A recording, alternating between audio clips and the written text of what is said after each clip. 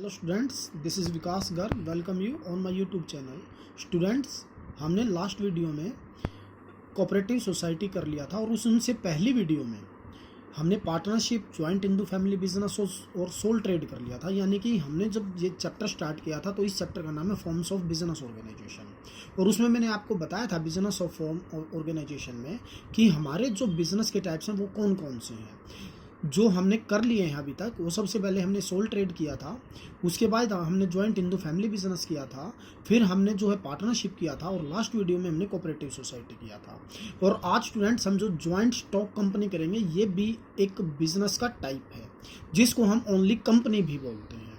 इसको ध्यान से समझिएगा स्टूडेंट्स, वेरी इंपॉर्टेंट चैप्टर है ये 11th लेवल पे भी। और अगर आगे जाके आप हायर स्टडीज़ करते हैं यानी कि CS करते हैं या CA करते हैं और BCom MBA MCom लेवल पे भी ये चैप्टर जो है काफ़ी इंपॉर्टेंट है।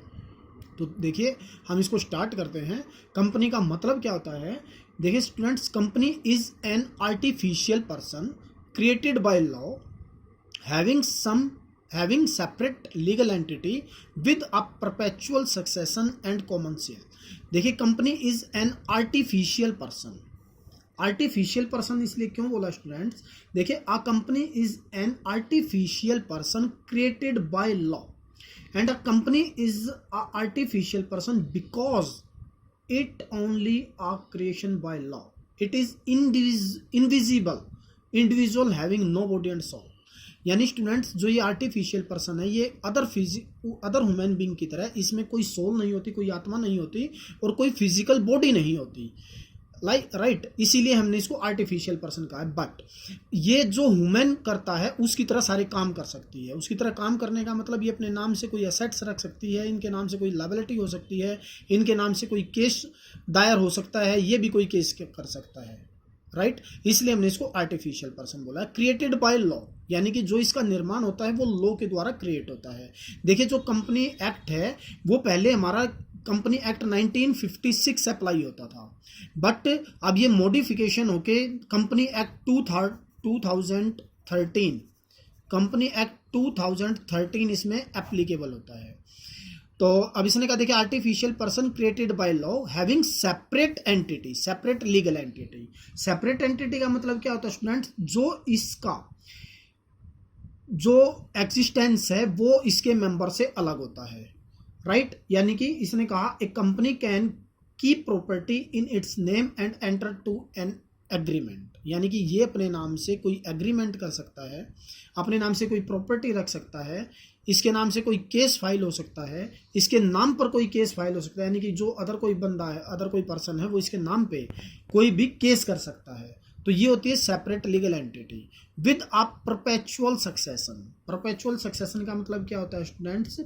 ये जो the life of a company is comparatively more stable than all the other form of business organisation, right.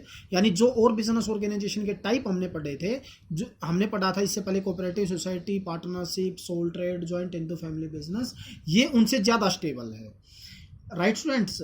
ये एक, मैंने अभी आपको बताया ऊपर, आर्टिफिशियल पर्सन है, इसलिए इसकी नेचुरल डेथ होने का कोई भी सवाल पैदा नहीं होता है। और एक परपेचुअल सक्सेशन किस लिए कहा जाता है? कि जो भी इसके मेंबर्स हैं उनके मेंबर्स की कोई डेथ हो जाए या कोई दिवालिया हो जाए या कुछ भी हो जाए तो इसका इस बिजनेस पे कोई फर्क नहीं पड़ता और वो बिजनेस जो है हमारा चलता जाता है। जबकि हमने पहले पढ़ा था, सोल ट्रेड में भी पढ़ा था, अगर बिजनेसमैन की डेथ हो जाती है तो बिजनेस बंद होने की कगार पर आ जाता है। इसी प्रकार से हमने सोल ट्रेड में भी पढ़ा, पार्टनरशिप में भी पढ़ा था कि जो अदर पार्टनर है वो डिसोल्यूशन की मांग कर सकते हैं। बट जो कंपनी स्टूडेंट्स वो अपने नाम से जानी जाती है। अब देखिए, जैसे मैंने नाम लिया रिलायंस। रिलायंस अब कंपनी है, रिलायंस या बिरला कंपनी है, वो अपने नाम से जानी जाती है, कंपनी के नाम से जानी जाती है, इसके मालिक के नाम से कभी नहीं जानी जाती। अब ये रिलायंस जो कंपनी है वो कभी भी अनिल अंबानी के नाम से नहीं जानी जाती, वो हमेशा रिलायंस के नाम से जानी जाती है। तो इसलिए परपेचुअल सक्सेशन का मतलब ये होता है कि इवन अगर जो ओनर है उसकी भी डेथ हो जाए तो भी उसके जो नॉमिनी है, जो उसके उत्तराधिकारी हैं, उनके नाम ट्रांसफर होके और वो जो कंपनी है वो यूं की यूं चलती जाएगी। यानी कि जो इसके मेंबर्स हैं उनकी डेथ का, उनके आने का, उनके जाने का, उनके दिवालिया होने का कोई भी इफेक्ट कंपनी पे नहीं पड़ता। तो इसलिए हम इसको परपेचुअल सक्सेशन बोलते हैं। And common seal, common seal क्या होती है स्टूडेंट्स? देखिए अभी मैंने आपको बताया कि आर्टिफिशियल पर्सन है, इसलिए वो अपने सिग्नेचर पुट नहीं कर सकता कहीं भी। अगर वो कोई भी कहीं एग्रीमेंट करता है तो वो अपने सिग्नेचर नहीं कर सकता, उसकी जगह ये कॉमन सील होती है, एक स्टैंप होती है स्टूडेंट्स कंपनी के नाम की, जिसके नाम से ये लग जाती है, जो ये स्टैंप लगाई जाती है, तो वो कोई भी एग्रीमेंट कर सकता है और उसके नाम से कोई भी काम किया जा सकता है। तो स्टूडेंट्स ये कॉमन सील होती है। तो देखिए स्टूडेंट्स, कंपनी एक आर्टिफिशियल पर्सन है जिसका निर्माण लॉ के द्वारा होता है, जिसकी अपनी लीगल एंटिटी होती है, जिसकी सेपरेट लीगल एंटिटी होती है, with a perpetual succession and a common seal. Right, अब देखिए इसकी फीचर्स कर लेते हैं स्टूडेंट्स। फीचर काफ़ी इंपॉर्टेंट है, इसको आप ध्यान से कीजिएगा, क्योंकि यहीं से हमारी एडवांटेजेस और ये यहीं से हमारी डिसएडवांटेजेस यहाँ से निकल के आ जाएंगी। देखिए सबसे पहले बताया इसने इनकॉर्पोरेटेड एसोसिएशन ऑफ पर्सन, यानी कि जो कंपनी है वो कुछ पर्सन्स की एसोसिएशन है। राइट स्टूडेंट्स, देखिए हमारे पास दो तरह की कंपनी होती है, इसके बारे में हम डिस्कस करेंगे बाद में कि दो तरह की कंपनी कौन सी होती हैं। एक तो हमारी प्राइवेट कंपनी होती है, एक पब्लिक कंपनी होती है, एक वैसे ओपीसी भी कंपनी होती है। तो प्राइवेट कंपनी में मिनिमम हमारे 2 मेंबर्स होते हैं और प्राइवेट कंपनी में मिनिमम 7 मेंबर्स होते हैं। तो ये कह रहा है कि जब भी कोई कंपनी बनाई जाती है, अगर प्राइवेट कंपनी बनानी है तो मिनिमम 2 मेंबर्स मिलके और मैक्सिमम इसमें 200 मेंबर्स होते हैं, और पब्लिक कंपनी बनानी है तो मिनिमम 7 मेंबर्स और मैक्सिमम जो है इसकी कोई लिमिट नहीं होती। तो इसलिए इसने बताया जो कंपनी है वो पर्सन्स का एक एसोसिएशन है, यानी कि प्राइवेट कंपनी बनानी है तो 2 से 200 तक मेंबर होंगे, और पब्लिक कंपनी बनानी है तो मिनिमम 7 मेंबर्स और मैक्सिमम की कोई लिमिट नहीं होती, और ओपीसी कंपनी में ओनली सिंगल मेंबर होता है। राइट, तो ये इसने बताया जो इसकी फर्स्ट फीचर है incorporated association of person. Second इसने बताया आर्टिफिशियल लीगल पर्सन। अभी मैंने आपको बताया था कि आर्टिफिशियल लीगल पर्सन इसलिए बोलते हैं क्योंकि इसका जो निर्माण होता है वो लॉ द्वारा क्रिएट होता है, इसकी कोई भी फिजिकल बॉडी नहीं होती, एक वुमेन की तरह सोल नहीं होता, आत्मा नहीं होती, बट ये सारे काम एक वुमेन की तरह कर सकता है, यानी कि वो अपने नाम से कोई एसेट्स रख सकता है, अपने नाम, इसके नाम से कोई लायबिलिटी हो सकती है, इसके नाम पे कोई बिल ऑफ एक्सचेंज हो सकता है, 11th में आपने पढ़ा होगा, यानी कि वो अपने नाम से कोई भी प्रॉपर्टी सेल परचेज कर सकता है। तीसरा इसने बताया सेपरेट लीगल एंटिटी। अभी इसका भी मैंने एक्सप्लेन किया था आपको कि जो इसकी एंटिटी है इसके मेंबर से बिल्कुल अलग होती है। राइट, परपेचुअल सक्सेशन भी अभी मैंने आपको बताया था, परपेचुअल सक्सेशन में भी यही बताया था कि जो भी ये आर्टिफिशियल पर्सन की तरह इसकी नेचुरल डेथ नहीं होती, और कोई भी इसके मेंबर की डेथ होने का, दिवालिया होने का, किसी मेंबर के आने का जाने का इस बिजनेस पे कोई इफेक्ट नहीं पड़ता। फोर्थ नेक्स्ट वन है लिमिटेड लायबिलिटी। देखिए स्टूडेंट्स, ये लिमिटेड लायबिलिटी मैंने आपको पहले भी बताया था, हमने सोल ट्रेड में, ज्वाइंट हिंदू फैमिली बिजनेस में और पार्टनरशिप में, इन तीनों में मैंने आपको बताया था कि जो इसके मेंबर्स होते हैं उनमें अनलिमिटेड लायबिलिटी होती है, अनलिमिटेड लायबिलिटी।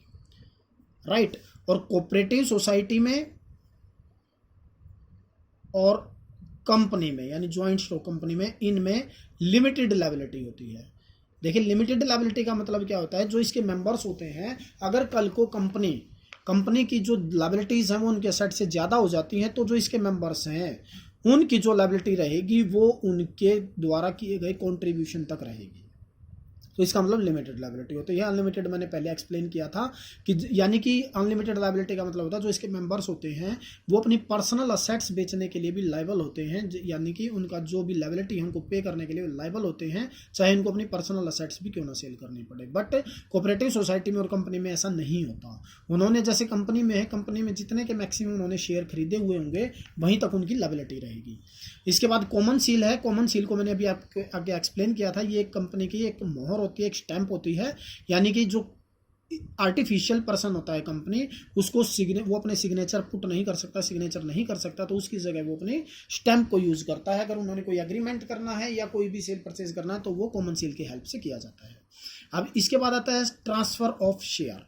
शेयर्स क्या होता है स्टूडेंट, शेयर्स को हम बाद में डिस्कस करेंगे आगे आने वाले चैप्टर में। सोर्स ऑफ फाइनेंस एक चैप्टर आएगा आपका 7th चैप्टर, उसमें हम इसको डिटेल में डिस्कस करेंगे। तो ट्रांसफर ऑफ शेयर्स में देखिए अभी मैंने आपको बताया कि there are the 2 types of company, basically 2 types of company, private company and public company. Public company में ट्रांसफर की अथॉरिटी होती है, can be transfer, shares can be transfer, but in private company no can be transfer, share cannot be transfer, right? Next students risk bearing. Risk bearing में students देखिए, जैसे soul trade में था, मैंने आपको बताया था अगर फर्म को लॉस हो जाता है तो वो जो सारा लॉस होता है वो इंडिविजुअल पर्सन बियर करता है, but in the company risk divided among share holders. Company में बहुत सारे शेयर होल्डर्स होते हैं, अभी मैंने आपको बताया जो शेयर हैं या शेयर होल्डर्स होते हैं, शेयर होल्डर तो वो होते हैं जिनके पास शेयर होते हैं, who hold the share that's called share holder, right students. तो जितना भी रिस्क होगा, जितना भी लॉस होगा, they will be divided among different share holders, right. तो इसमें एक किसी बंदे को लॉस नहीं होता, वो जो भी लॉस होता है या प्रॉफिट भी, इवन प्रॉफिट भी शेयर होल्डर्स में डिवाइड होता है, तो रिस्क जो है उनमें डिवाइड हो जाता है स्टूडेंट्स। नेक्स्ट आता है स्टूडेंट्स मेरिट्स ऑफ कंपनी। देखिए जो मेरिट्स और डिमेरिट्स करेंगे ये सारी फीचर्स से ही निकली हुई हैं। अभी देखिए लिमिटेड लायबिलिटी मैंने आपको बताया था फीचर्स में, लिमिटेड लायबिलिटी क्या होता है, जो इसके मेंबर्स होते हैं उनकी लायबिलिटी लिमिटेड होती है, यानी कि उन्होंने जितने रुपए के शेयर परचेज कर रखे वहीं तक उनकी लायबिलिटी होगी। शेयर ट्रांसफर फैसिलिटी अभी बताया था, प्राइवेट कंपनी में जो शेयर फैसिलिटी नहीं होती, जबकि पब्लिक कंपनी में शेयर फैसिलिटी होती है। कंटिन्यूटी भी बताया था परपेचुअल सक्सेशन में, यानी कि कंटिन्यूटी का मतलब ये होता है कि कोई भी मेंबर्स इसमें डेथ हो जाए, कोई दिवालिया हो जाए, कोई मेंबर आ जाए, कोई मेंबर चला जाए, there will be no effect of the company, company can not be run continue. Scope for growth and expansion.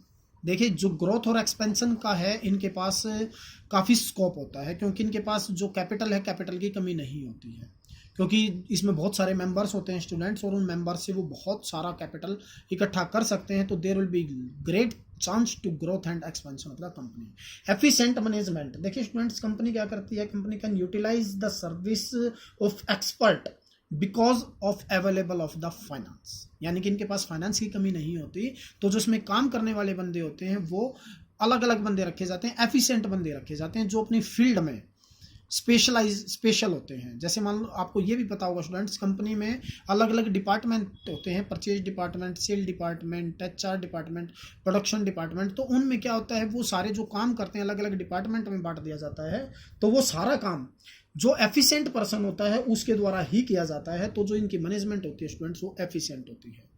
अब आता है students limitations of a company. Limitations को हम डिमेरिट्स भी बोलते हैं, आपको पता है। तो सबसे पहले इसने बताया डिफिकल्टी इन फॉर्मेशन। देखिए जो इसकी फॉर्मेशन में काफ़ी डिफिकल्टीज हैं, there are so many formalities, there are so many documents are to be prepared and deposited in the office to be the registrar, right. अब मैंने आपको ऊपर बताया था प्राइवेट कंपनी में minimum 2 members, maximum 200, in public company minimum 7 members and maximum there will be no limit. यानी कि जब कंपनी का फॉर्मेशन होता है, प्राइवेट कंपनी बनानी है या पब्लिक कंपनी बनानी है, उसके लिए बहुत सारे डॉक्यूमेंट्स प्रिपेयर करने होते हैं और जो कि रजिस्ट्रार के पास जमा करवाने होते हैं। इसमें बहुत सारा पैसा भी लगता है स्टूडेंट्स, बहुत सारा टाइम भी स्पेंड होता है, और इनमें एक मेमोरेंडम ऑफ एसोसिएशन होता है स्टूडेंट्स, अभी वो भी हम आगे जाके डिस्कस करेंगे। एक आर्टिकल ऑफ एसोसिएशन होता है स्टूडेंट्स, वो, और एक प्रोस्पेक्टस होता है, वो हमें तैयार करने होते हैं। इनके बारे में हम आगे आने वाले चैप्टर में डिस्कस करेंगे students, right. Memorandum of association, article of association और प्रोस्पेक्टस तैयार करने होते हैं, और कंपनी एक्ट में रजिस्ट्रेशन करवाना मैंडेटरी है स्टूडेंट। जैसे हमने सोल ट्रेड में पढ़ा था, कोई रजिस्ट्रेशन नहीं होता, या पार्टनरशिप में मैंडेटरी नहीं था, बट जो कंपनी है, कंपनी का फॉर्मेशन मैंडेटरी है। Lack of secrecy. देखिए लैक ऑफ सीक्रेसी में, जैसे मैंने आपको सोल ट्रेड में बताया था या पार्टनरशिप में बताया था, कि जो उनके अकाउंट्स प्रिपेयर होते हैं वो अपने अकाउंट्स को किसी भी मैगजीन में, किसी न्यूज़पेपर में पब्लिश करने के लिए बाउंड नहीं होते, बट इन द कंपनी वो अपने अकाउंट्स को पब्लिश करने के लिए बाउंड होते हैं, राइट। यानी कि according to the company act, a public company has got to publish its accounts and deposit many important documents in the office to the registrar. यानी कि जो भी उनके अकाउंट्स प्रिपेयर होते हैं वो उनको पब्लिश करने होते हैं अकाउंट्स, और रजिस्ट्रार के पास जितने भी डॉक्यूमेंट्स होते हैं उनको डिपॉजिट करवाना अनिवार्य होता है। Lack of motivation. देखिए हमने सोल ट्रेड में पढ़ा था मोटिवेशन के बारे में, इसका मतलब ये होता है कि जितना भी प्रॉफिट कमाया जाता है वो इंडिविजुअल पर्सन का होता था सोल ट्रेड में, but in the company the profits earned by the company will be distribute among the shareholder as a dividend. जो शेयर होल्डर होते हैं उनको डिविडेंड के रूप में बांट दिया जाता है स्टूडेंट्स। यानी कि जो लैक ऑफ मोटिवेशन का, इसमें क्या होता है, काम करते हैं, कुछ मैनेजमेंट बनाई जाती है, कुछ जिनको हम बोर्ड ऑफ डायरेक्टर बोलते हैं, वो मैनेजमेंट बनाई जाती है, वो जो कंपनी है उनका काम करते हैं। यानी कि जो प्रॉफिट कमाया जाता है वो कुछ लोगों द्वारा कमाया जाता है, और जो कि डिस्ट्रीब्यूट होता है वो among the all share holder होता है, जितने भी शेयर होल्डर होते हैं उनमें होता है। यानी कि जो बोर्ड ऑफ डायरेक्टर होता है वो ये समझते हैं कि प्रॉफिट अर्न हम करते हैं, जबकि जो उसकी इनकम है, जो उसका प्रॉफिट है, वो सब में डिस्ट्रीब्यूट हो जाता है, तो वो मोटिवेट, जो लैक ऑफ मोटिवेशन हो जाता है। इसके बाद आता है स्टूडेंट्स डिले इन डिसीजंस। जो भी डिसीजन किया जाता है वो बोर्ड ऑफ डायरेक्टर सबसे मिलजुल कर करता है, यानी कि उसमें डिले होने के चांसेस हैं। जैसे मैंने आपको सोल ट्रेड में बताया था, there will be no need to discuss to any other person while take the decision, right? But in the company there will be need to discuss to any or to the member of the board of director while take a decision in the company organization. That should be the delay in the decision. और एक होता है students conflict among investor. देखिए investor क्या होता है, basically हमारे दो तरह के इन्वेस्टर होते हैं, एक शेयर होल्डर होते हैं, एक डिवेंचर होल्डर होते हैं। इनके बारे में हम सोर्स ऑफ फाइनेंस में पढ़ेंगे। डिवेंचर होल्डर होते हैं, देखिए आप शेयर होल्डर को हमेशा डिविडेंड मिलता है और डिवेंचर होल्डर को इंटरेस्ट मिलता है। जो शेयर होल्डर को डिविडेंड मिलता है वो मिलता है प्रॉफिट की सिचुएशन में, और जो इंटरेस्ट मिलता है ये मिलता है इन एवरी सिचुएशन में, आइदर कंपनी अर्न प्रॉफिट और incurred the loss. Debenture holder must be receive interest, right? तो इनमें आपस में कॉन्फ्लिक्ट हो जाता है। कॉन्फ्लिक्ट क्यों हो जाता है स्टूडेंट? जो शेयर होल्डर होते हैं वो ये चाहते हैं कि हमें जो मैक्सिमम डिविडेंड मिले, जबकि जो डिवेंचर होल्डर होते हैं उनकी इच्छा ये रहती है कि जो ज़्यादा से ज़्यादा पैसा है वो रिजर्व में, आपने 11th में पढ़ा होगा स्टूडेंट्स रिजर्व के बारे में, तो रिजर्व में ज़्यादा पैसा रहे। तो इस कारण से इन दोनों में कॉन्फ्लिक्ट हो जाता है, विवाद हो जाता है, राइट? तो स्टूडेंट्स ये थे इनकी मेरिट्स और डिमेरिट्स। इसके बाद देखिए स्टूडेंट्स आता है टाइप्स ऑफ कंपनी।